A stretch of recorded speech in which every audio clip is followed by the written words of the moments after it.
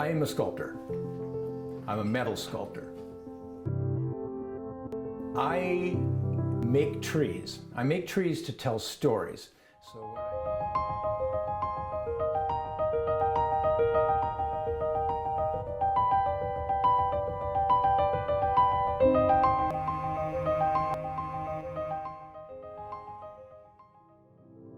what I did is I devised a media 40 years ago when I started doing this that would show trees realistically, and then with those trees I tell stories of people in my life. It's a process that I devised of molding copper wire to its shape, and then I fuse it with tin, and I fuse it at high heat so that it becomes bronze in place. Then I add another alloy on the surface that I can heat and work like clay that produces the bark. And I just work my way up the tree, and each tree is a distinctive creature when I'm done with it. I am a storyteller, and I've always been a storyteller, and I love people. And I set out to do this to tell stories of my brothers. First of all, I have 4 brothers, and I wanted to honor each one as an individual. I just used trees to tell stories. What has developed eventually came to be called art, but it's still just stories of people, and a lot of work and a lot of passion over 40 years.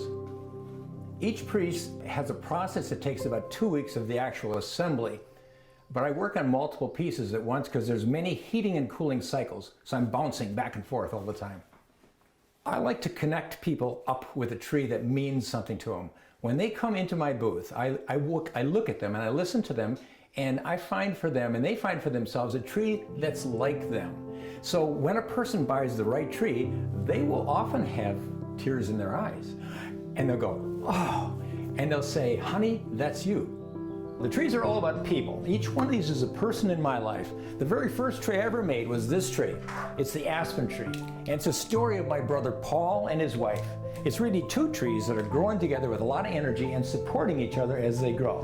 The redbud is a tree that is the first colored tree I made, so I put colored flowers on there, 3 different colors, to show the progression of flowers over 3 days, and it reminds you that beauty is not forever. There's a movement, and these flowers will drop. I made for my grandmother. It's a story of giving. I call it Sanctuary.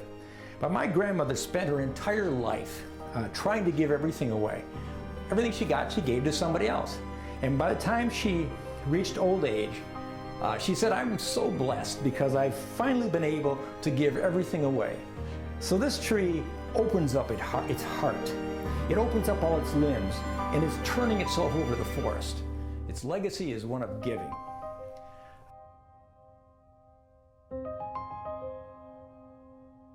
This is a blessing that I can do. I want to meet people face to face and hear their stories and then connect them with a tree.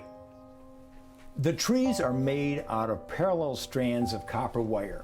I prepare all the wire to this form where they're all parallel, and then I can, using this undifferentiated form, I can then shape it and mold it into the shape you see there. So we start like this, so I heat it up, and I heat it very hot, and I fuse all the branches solid with this until it literally forms bronze right in place.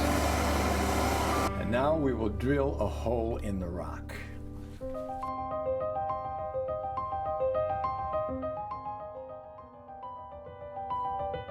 Andrea is my assistant here, and she does the finishing work on the tree. Up till now, I've created the tree to tell a story. And what Andrea is doing now is doing the final twisting on this that's going to make it really look pretty. At that point then, the tree is not yet firmly mounted, but then I will then mount it in the hole in the rock, and then do some final work on the roots and some finishing, and then off to the show.